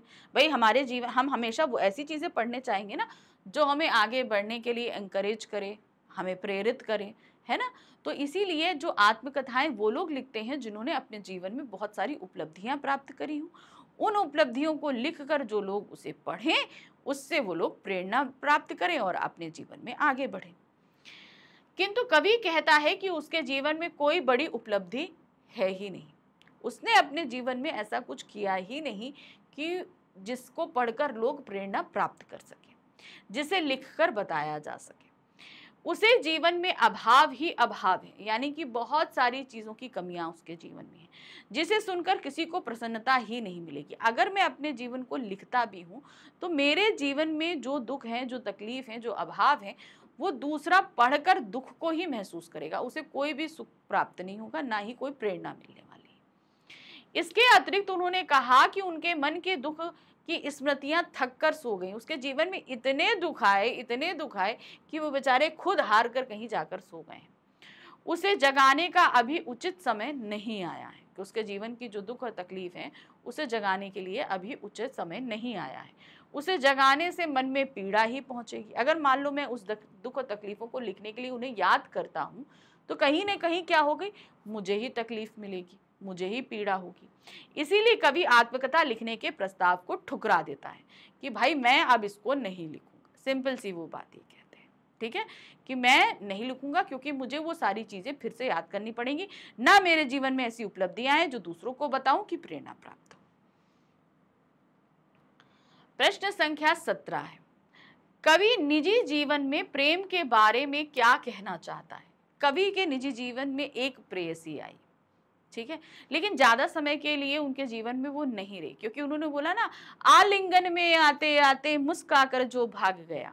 यानी कि तात्पर्य क्या था कि वो उनके जीवन की साथनी बनने वाली थी, है ना, साथिन बनने वाली थी, लेकिन उसका हाथ उनके हाथ से छूट गया। सिंपल सी एक चीज है। तो यहाँ पर उन्होंने बताया कि उनके जीवन में जो एक प्रेयसी आई जो बहुत ही खूबसूरत थी, बहुत ही सुंदर थी, वो बहुत ही कम समय के लिए उनके जीवन में रही, लेकिन उसके साथ बिताए हुए जो मधुर पल थे वो उसके जीवन का एकमात्र सहारा बनी। उसी मधुर यादों के सहारे वो अपने जीवन को जी रहे हैं, ये चीज उन्होंने बताई है। कवि निजी जीवन के प्रेम में असफल रहा, यानी कि वो जो उसकी प्रेयसी थी वो उसको नहीं मिल पाई। भाई अगर पा लेता, पत्नी बन जाती तो सफल हो जाता, लेकिन वो उसको मिली नहीं। उनका जीवन साथी उनके आलिंगन में नहीं आ सका, उनका दाम्पत्य जीवन लंबे समय तक नहीं चल सका। अब भाई उनकी पत्नी नहीं बन पाई या पत्नी बन के ज्यादा समय तक साथ नहीं रही, इसका रीजन नहीं है, बस ये है कि जो भी उनके जीवन में आई वो ज्यादा लंबे समय तक उनके साथ नहीं रही। वह चांदनी रातों में उसके साथ हंसा भी, खिलखिलाया भी, लेकिन जल्दी ही जीवन से दूर हो गया। अतः प्रेम की वे मधुर यादें ही उसके जीवन का सहारा बनी। तो सिंपल क्या है कि भाई उसके जीवन में जो उसका प्रेम था, उसे लगा था कि भाई इतने दुख आए उसके जीवन में, इतने लोगों ने उसे छला, तो कम से कम एक प्रेम आया जिसके सहारे वो अपना जीवन अच्छे से आगे बिता सकता है। लेकिन यहाँ पे भी बेचारा जो है वो दुख आ गया। वो बहुत कम समय के लिए उसके पास रहा। भाई जीवन में आया लेकिन बहुत कम समय के लिए उनके साथ रहा। अब ये मेंशन नहीं है कि वो उनकी पत्नी थी जो बहुत ही जल्दी उनका साथ छोड़कर चली गई, कि उनकी प्रेयसी थी उनको साथ छोड़कर चली गई। बस ये पता है कि एक तो कोई ऐसा था जो उनके जीवन में आया मगर ज्यादा समय तक उनके साथ नहीं रहा और उन्हें छोड़कर चला गया। जो उनके जीवन में बहुत ही खास था, उनका प्रेम था। प्रश्न संख्या 18 है, यह लो करते ही रहते अपना व्यंग मिलन उपहास, व्यक्ति में कवि क्या कहना चाहता। यह लो करते ही रहते अपना व्यंग मलिन उपहास, ये पंक्ति का क्या तात्पर्य, इसके जरिए कवि क्या कहना चाहता। देखिए क्या है, कवि कहना चाहता है कि इस दुनिया में कितने ही लोग अपनी आत्मकथा लिखते हैं। भाई बहुत सारे लोगों ने आत्मकथा लिखी है, बहुत सारे कवि हुए, लेखक हुए, महापुरुष हुए जिन्होंने अपनी अपनी आत्मकथाओं को लिखा है। ठीक है, उसमें वे अपने दुख, क्लेश, राग, द्वेष, छल, कपट, निंदा, स्तुति की अनेक घटनाएं लिखते हैं। आत्मकथा का लिखने का मतलब है कि उनके जीवन में जो कुछ भी घटित हुआ, वो सब कुछ उनको लिखना पड़ता है और वो उन्होंने लिखा। सिंपल सी बात है, सबने लिखा। वे घटनाएं उनकी तुच्छता को भी प्रकट करती हैं, यानी कि वो कितने, मतलब उनकी अपनी जो उनकी तुच्छता है वो कितने छोटे हैं या कितने भोले हैं, या उन्होंने दूसरे के साथ छल कपट किया, सब कुछ। तो यहाँ पर उन्हें कहीं ना कहीं अपनी चीजों को भी लिखना पड़ता है, जिसको पढ़कर लोग क्या करते हैं, उनका मजाक उड़ाते हैं। उड़ाते हैं कि नहीं उड़ाते? सीधी बात है कि हम दूसरे का इस तरीके से छल कपट भरा कहेंगे, अरे ये व्यक्ति ऐसा था, अरे वो व्यक्ति ऐसा था। हम निंदा भी करेंगे, उपहास भी उड़ाएंगे, सब कुछ करेंगे, है ना। वे निंदा कथाएं मानो स्वयं ही मजाक उड़ाती प्रतीत होती हैं। वो कथाएं, आत्मकथा का व्यक्ति का मतलब क्या है, अब जैसे मेरा जीवन है, मैं है, तो मैं अपने जीवन के बारे में लिखूंगी, तो मैंने जो गलतियां करी वो भी लिखूंगी, मैंने दूसरों को छला तो मैं वो भी लिखूंगी, मैंने दूसरों को बेवकूफ बनाया, मेरे जीवन में जो दुख आई, जो तकलीफें आई, वो सब मुझे लिखनी पड़ेंगी। तो कुछ बातें अच्छी होंगी तो कहीं ना कहीं कुछ बातें बुरी भी होंगी जो मेरे द्वारा घटित होंगी। कुछ घटित मेरे साथ होंगी और कुछ मेरे द्वारा घटित होंगी, दोनों चीजें होंगी। तो क्या होगा, जहां पर मेरा इस्तेमाल किया गया वो हंसी का कारण होगा, जहां मैंने गलत किया वहां लोग मेरी बुराई करेंगे, मेरी निंदा करेंगे। तो एक तरीके से मैं खुद अपने ही बारे में लिखकर दूसरों के सामने मजाक का एक पात्र बन रही। सिंपल सी एक चीज है कि नहीं है? वही चीज हुआ। इसीलिए कवि इस निंदा क्रम में नहीं उतरना चाहता, यानी कि वो नहीं चाहता कि वो आत्मकथा लिखे और दूसरों लोगों द्वारा निंदा का पात्र बने। वो इसलिए आत्मकथा को भी नहीं लिखना, इसीलिए उन्होंने बोला कि यह लोग करते ही रहते अपना व्यंग मलिंग उपहास, यानी कि वो जो कवि और लेखक जिन्होंने अपनी आत्मकथाएं लिखी, वो खुद आत्मकथा लिखने के बाद उन लोगों द्वारा उपहास का, निंदा का पात्र बनते हैं जो उनकी आत्मकथाओं को पढ़ते हैं, क्योंकि उस आत्मकथा के जरिए उन लेखकों ने, कवियों ने कहीं ना कहीं अपने द्वारा की गए गलत कर्मों को भी लिखा है और उनके साथ जो गलत हुआ है उसे भी लिखा है। प्रश्न संख्या 19 है, कवि अपने जीवन में किस प्रसंग को जग जाहिर नहीं करना चाहता और क्यों। यहां पर उन्होंने एक चीज है, उस चीज को जग जाहिर नहीं करते जहां पर उनके सरल स्वभाव के कारण लोगों ने उनको छला है, वो उस बात को जग जाहिर नहीं करना चाहते। क्यों नहीं करना चाहते, इसका रीजन उन्होंने बताया कि जब मैं आत्मकथा लिखूंगा तो मेरे को अपनी सरल स्वभाव लिखना पड़ेगा, फिर सरल स्वभाव के कारण हमें उनका भी वर्णन करना पड़ेगा जिन लोगों ने मुझे छला है। सिंपल सी चीज है। अब अगर उनके बारे में, वो तो मेरे अपने ही थे, है ना, जिन्होंने मुझे छला वो मेरे तो अपने ही थे, तो मैं उनके बारे में बुरा नहीं लिखना चाहता। और दूसरा, उन्होंने अपनी चांदनी रातों जो उनका जो निजी पल है उनके बारे में भी वो नहीं लिखना चाहते। दो चीजें थी। देखिए क्या है, ओके, तो यहाँ पर प्रेम वाला जो है वो चीज उजागर किया गया है, दूसरी चीज को नहीं। आप यहाँ पर पॉइंट करके दोनों ही चीजों को मेंशन करना है, ठीक है। तो पहली चीज, अपने जीवन में किस प्रसंग को जाहिर नहीं करना चाहते, वो दोनों ही प्रसंग को जाहिर नहीं करना चाहते। प्रेम वाले प्रसंग को, जो उनका निजी पल है, उसे भी जाहिर नहीं करना चाहते, और दूसरी चीज है वो उन लोगों के बारे में भी नहीं लिखना चाहते जो उनके अपने थे और उन्होंने जो उन अपनों ने जो कवि को छला था, ठीक है। कवि अपने जीवन में किसी के प्रति किए गए प्रेम भाव को जग जाहिर नहीं करना चाहता। वह नहीं चाहता कि जिस प्रेम के सुख से उसे पाया ही नहीं और जिसका केवल सपना भर देखा, उसे दूसरों के सामने प्रकट करे। वह प्रेम तो उसकी स्मृतियों का सहारा था जो उसे जीने की प्रेरणा देता था। तो पहला तो आप ये बता देना कि वो अपने जीवन में आए प्रेम प्रसंग को उजागर नहीं करना चाहते। सिंपल सी एक चीज है, क्योंकि वो उनके जीवन का एकमात्र सहारा है। दूसरा, वहां पर नंबर 2 पॉइंट डाल के आप यहाँ पर लिखोगे क्या, उन पड़ों को, उन घटनाओं को जाहिर नहीं करना चाहता जिसके जरिए अपनों ने उसे छला। अपने सरल स्वभाव के कारण लोगों ने उसे छला, वो उन अपनों के बारे में नहीं बताना चाहता है, ठीक है। सिंपल सी ये 2 पॉइंट करके आप इसे लिखते हैं ना। प्रश्न संख्या 20 है, पत्तियों का मुरझाना किसे स्पष्ट करता है। पत्तियों का मुरझाना उसकी दुखद स्मृतियों को, कवि के जीवन की दुखद स्मृतियों को जाहिर करता है। उसके जीवन में जो दुखद चीजें घटित हुई वो उनको जाहिर कर रहा है। देखिए क्या है, पत्तियों का मुरझाना मन में उत्पन्न सुख और आनंद के भावों के मिट जाने, अर्थात जीवन की निश्वरता। जीवन की निश्वर, सुख आनंद मिल गया तो क्या बचा, दुख बचा, बचा कि नहीं बचा। तो वो दुख भरी स्मृतियां जो कि नश्वर हैं, वो उनके बारे में बता रहा है। तरह तरह के अभावों के कारण कवि के हृदय में उत्पन्न भाव दबकर रह जाते हैं। कहने का मतलब क्या है, अब उसके जीवन में इतने दुख आए, इतनी तकलीफें आई कि उन भावों के कारण वो बहुत ही ज्यादा व्यथित है। क्या है, बहुत ही ज्यादा व्यथित है, दुख में है, तकलीफ है। तो वो बता रहा है कि वो स्मृतियां कहीं ना कहीं एक किनारे जाकर खत्म हो चुकी हैं, तो उन्हें गिरती हुई पत्तियों के माध्यम से बनाया है जो कि नश्वर हैं, जो नश्वरता की, ठीक है, अब इनका जीवन खत्म हो गया, अब ये खत्म जा रही हैं। तो वो दुख भरी स्मृतियां भी उसके जीवन में बीत कर जा चुकी हैं, वो उनकी तरफ इंडिकेशन कर रहा है। प्रश्न संख्या 21 है, कवि किससे कहता है, कह डालूं दुर्बलता अपनी बीती। अब ये किससे कह रहा है, वो अपने मित्रों से कह रहा है ना, कि मैं कैसे कह डालूं अपनी दुर्बलता, यानी कि किस तरीके से मैं बहुत ही कमजोर रहा, है ना, ये चीजें।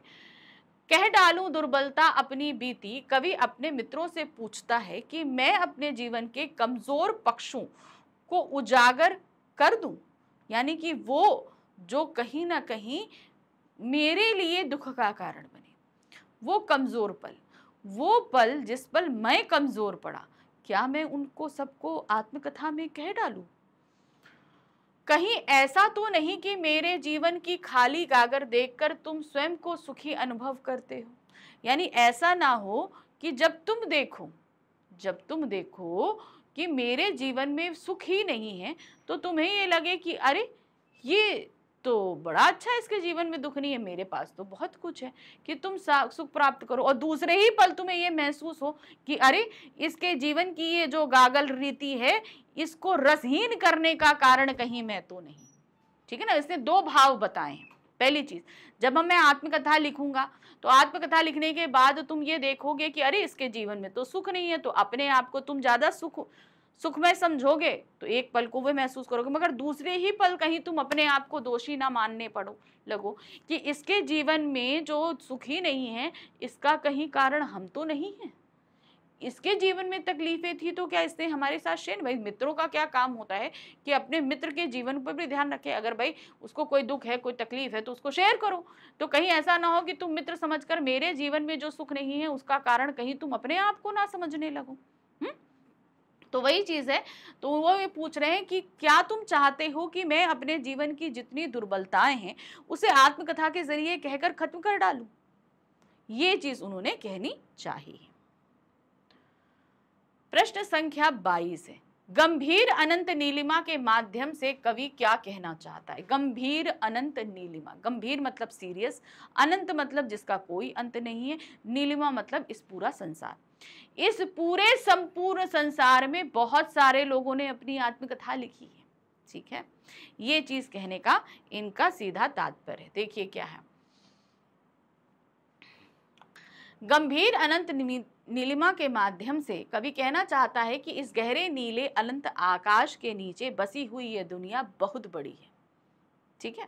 यहाँ अनगिनत लोग बसते हैं और अपना अपना जीवन जीते हैं। कहने का मतलब क्या है भाई, अब इनके मित्रों ने कहा कि भाई आप अपनी कथा लिखिए, आत्मकथा लिखिए। तो उन्होंने कहा कि भाई तुम मुझसे क्यों कह रहे हो आत्मकथा लिखने के लिए, क्योंकि इस पूरी इतनी बड़ी पृथ्वी पे बहुत सारे लोग हैं जिन्होंने अपनी बहुत सारे लोग हैं, बहुत सारे लोग जीते हैं, तो उन्होंने अपनी आत्मकथाएं लिखी हैं। तो ये उसी के लिए बता रहे हैं कि गंभीर अनंत नीलिमा, यानी कि इस पूरे पृथ्वी पर बसने वाले इतने लोगों में ना जाने कितने लोगों ने अपनी आत्मकथा को लिखा है। तुम उनको पढ़ो सुख पाओ, मेरी क्यों चाहते हो आत्मकथा लिखवाना, ये चीज को कह रहे हैं, ठीक है। प्रश्न संख्या 23 है, पद्यांश में निहित शिल्प सौंदर्य पर प्रकाश डालिए। अब आपको क्या करना, देखिए मैं आपको बता देती हूँ। पूरी कविता हमने पढ़ी, कविता का भाव आपको समझ में आ गया कि सीधे सीधे कवि के जीवन में बहुत ही ज्यादा दुख हैं, तकलीफ हैं, जिन्हें वो बयान नहीं करना चाहते, ठीक है। अब अगर हम इसके काव्य सौंदर्य की बात करें तो काव्य सौंदर्य के अंदर दो चीजें आती हैं, एक होता है भाव सौंदर्य और दूसरा होता है शिल्प सौंदर्य। तो भाव सौंदर्य का मतलब है कि आपको या तो कुछ पंक्तियां देके उसका भाव पूछा जा सकता है, या अगर पूरी कविता का पूछा जाएगा तो सिंपल से आप बता देना पूरी कविता में कवि ने क्या चीज बताई है, ठीक है। उसका भाव है कि उसके जीवन में बहुत तकलीफें हैं जिस कारण से वो अपनी आत्मकथा नहीं लिखना चाहता है, ठीक है। जिसके रीजंस बताते हुए, जिसके कारण बताते हुए उसने इस आत्मकथा कविता का निर्माण किया है, सिंपल। अगर हम शिल्प सौंदर्य की बात करें तो उसमें किस तरह की शब्दावली है, कैसे अलंकार हैं, कैसा रस है, सारी चीजें आपको बतानी पड़ेंगी। अब वो देखिए हम आपको यहाँ बता रहे हैं। कवि अपनी आत्मकथा लिखकर जीवन के सरल स्वभाव का उपहास कराने के पक्ष में नहीं। अब ये देखिए क्या है, भाव पक्ष आ रहा है। ना ही वह दूसरों के दुखों को भूलना चाहता है, जीवन की सुखद दिनों का वर्णन करना कठिन होता है। यहाँ कवि के सरल और अभावों से युक्त आत्मकथा के द्वारा अपनी हंसी उड़ाने की बात कही गई है, ठीक है। अब शिल्प सौंदर्य पे आ जाइए। चांदनी रातें सुखद दिनों के प्रतीक हैं, ये चीज बताई गई। खिलखिलाकर हंसते होने में अनुप्रास अलंकार है, क्योंकि देखिए खा खा वर्ण है, हाँ हाँ वर्ण है, तो सीधे सीधे यहाँ पर क्या आ रहा है, अनुप्रास अलंकार आ रहा है। हंसी उड़ाना मुहावरे का प्रयोग किया गया है। प्रश्नात्मक शैली को अपनाया गया, क्योंकि बहुत जगह मित्रों से प्रश्न पूछे रहे, कह डालूं विवंचना अपनी, है ना। तो कई जगह जो है क्या किया जा रहा है, वो प्रश्न कवि कर रहे हैं अपने मित्रों से, तो प्रश्नात्मक शैली का भी प्रयोग है। ललित एवं सुंदर शब्दावली में मनोभावों को अभिव्यक्त किया गया, नए नए शब्दों का इस्तेमाल किया, जिन शब्दों को मोस्टली आप कविता में नहीं देखेंगे, उस तरह की शब्दावली का प्रयोग किया गया है। प्रश्न संख्या 24 है, कवि सीवन को उधेड़ कर देखना किसे कहता है? अपनी पुरानी यादों को याद करना, जो चीजें कहीं ना कहीं बीत चुकी हैं, खत्म हो चुकी हैं, उन सारी चीजों को दोबारा याद करना, सारी चीजें करना, वो क्या कहता है, सीवन उधेड़ना। सीवन उधेड़ना मतलब होता है सिलाई उधेड़ना। कोई कपड़ा होता है, अब आपके पास कपड़े की सिलाई उधेड़ोगे तो क्या होगा, वो परत दर परत खुल जाएगा। तो सीवन उधेड़ने का सीधे का मतलब है कि जो दुख और तकलीफ उसके जीवन में बीत चुकी हैं व्यथा के रूप में, उन सारी चीजों को फिर से याद करना सीवन उधेड़ने का मतलब है। कवि अपनी आत्मकथा लिखने को सीवन उधेड़ कर देखना कहता है, क्योंकि आत्मकथा लिखने के लिए उसे क्या करना पड़ेगा, उसे अपनी पुरानी यादें याद करनी पड़ेंगी, तो क्या करना है, सीवन उधेड़ना। कवि का आशय यह है कि यदि वह सच्ची आत्मकथा लिखेगा तो लोगों को उसके जीवन का एक एक रहस्य पता चल जाएगा, जो उसके एक एक दुख और अभाव को देखकर उसके जीवन को चीथड़े चीथड़े कर डालेंगे। यानी कि जब सारी चीजें लिखनी पड़ेंगी तो सारी यादें याद करनी पड़ेंगी, सीवन उधेड़ना पड़ेगा, और जब लोग उसके इस आत्मकथा को पढ़ेंगे तो उसके जीवन की एक एक परत दर परत, एक एक चीज जो है लोगों के सामने आ जाएगी। तो सीवन उधेड़ने का मतलब क्या है यहाँ पर? सीधे सीधे अपनी पुरानी स्मृतियों को याद करना। ठीक। प्रश्न संख्या 25 है, कवि के जीवन में बड़ी बड़ी कथाएं क्यों नहीं थी? क्या कारण था कि अब बड़ी बड़ी कथाएं नहीं, तो इसका मतलब क्या? उसके जीवन में ऐसी कोई उपलब्धियां नहीं है। सिंपल है। अब उन्होंने पूछा बड़ी बड़ी कथाएं क्यों नहीं है, क्योंकि वो स्वभाव बहुत उसका विनम्र रहा। सबसे बड़ी बात यह, कवि स्वभाव से विनम्र थे, उनका हिंदी साहित्य में बहुत बड़ा योगदान है। ठीक है। अब उन्होंने सिंपल, होते हैं बहुत सारे लोग जो होते हैं बहुत ही सादा सरल जीवन जीते हैं, अपने जीवन में कुछ ज्यादा कुछ करना उनको यकीन नहीं रहता। तो उसी तरीके से, पर अपनी विनम्रता के कारण वे यह मानते हैं कि उनके जीवन में कोई बड़ी बड़ी कथाएं या उपलब्धियां नहीं हैं। वो जीवन से बहुत ही सरल सीधे रहे, जिसकी वजह से उनके जीवन में इतना बड़ी कोई उपलब्धियां होने नहीं पाई। उन्होंने मतलब, अब जैसे मान लीजिए कि हिंदी साहित्य में वो ज्यादातर बिजी रहे, तो उन्होंने किसी और तरफ ज्यादा ध्यान नहीं दिया, वो लेखन पे ज्यादा ध्यान देते रहे। तो इसके कारण उन्होंने अपने जीवन में कोई इतने बड़े कार्य किए नहीं जिसको वो लिखकर दूसरों को प्रेरणा प्रदान कर सके, इसीलिए उनके जीवन में ये बड़ी बड़ी कथाएं नहीं हो पाई। छोटे से जीवन और बड़ी कथाएं का गूढ़ आश्रय स्पष्ट कीजिए। ओके, वो क्या मानते हैं कि उनका जीवन अभी बहुत छोटा है। छोटा का सेंस मतलब क्या है? यानी कि उन्होंने अपना, भाई छोटा का मतलब ये नहीं है कि अभी वो 20-25 साल के हैं। यहाँ पर छोटा का तात्पर्य है कि उन्होंने अपने जीवन में ऐसी कोई उपलब्धियां पाई नहीं जिससे वो अपने बिताए गए जीवन को बड़ा कह सके। ठीक है। और दूसरा, बड़ी कथाएं, यानी कि उन्होंने कुछ ऐसा बड़ा काम किया नहीं जिसे वो दूसरों को सुना सके। कवि स्वयं को बहुत सामान्य व्यक्ति कहता है, इसीलिए वह अपने जीवन को छोटा सा जीवन कहता है, क्योंकि वो कहते हैं कि मैंने अपनी जीवन बहुत ही नॉर्मल तरीके से बिताया है। तो जीवन को क्या बोल रहे हैं? छोटा मान रहे हैं। बड़ी कथाओं का आश्रय है महान बातें, ऊंची बातें, अर्थात महान लोगों की गाथा। जैसे बड़े बड़े लोग हैं, अब जैसे मान लीजिए स्वामी विवेकानंद है, दयानंद सरस्वती जी लोग हैं, वीर सावरकर हैं, तो इन लोगों ने अपने जीवन में बहुत बड़े बड़े काम किए हैं, इसलिए उनकी आत्मकथाओं में ये सारी चीजें मेंशन है। ठीक है। लेकिन उनका कहना है कि भाई मैंने तो अपना जीवन जो है बहुत सीधे सरल से साहित्य को काम किया, मैंने कोई इतना बड़ा बड़ा काम नहीं किया, तो इसलिए मेरे जीवन में कोई इतनी बड़ी बड़ी कथाएं नहीं है। कविता में कवि अपनी सामान्य जिंदगी को बड़ी बड़ी बातें करके बनावटी रूप में महान सिद्ध नहीं करना चाहता। साथ साथ उन्होंने ये भी बता दिया कि भाई जब मैंने अपने जीवन में कुछ ऐसा महान किया नहीं, तो इसीलिए उन्होंने अपनी जीवन को बहुत छोटा साधारण सरल बताया, और बड़ी गाथाएं भी नहीं कहा, बड़ी कथाएं भी नहीं, छोटा जीवन है और छोटी छोटी कथाएं हैं। मतलब उन्होंने झूठ बोलकर चीजों को बहुत ही ज्यादा बड़ा करने की कोशिश नहीं करी है। ठीक है। तो ये था हमारा तीसरा अध्याय हमारी क्षितिज बुक का, जिसमें हमने देखे करीबन 26 प्रश्न, और इस तरीके से हमने वेरिएशन ऑफ क्वेश्चंस देखे, किस किस तरीके के क्वेश्चंस बन रहे हैं। ठीक है।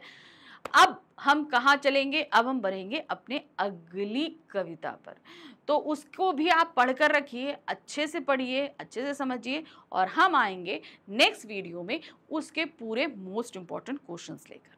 लेकिन शर्त यही है, इससे पहले आप क्वेश्चन का डिटेल, उस चैप्टर का डिटेल एक्सप्लेनेशन देख लो, ताकि आपको लाइन वाइज पूरी कविता याद हो जाए, समझ में आ जाए। ठीक है। मिलते हैं अगली बार। Thank you for watching. Bye bye.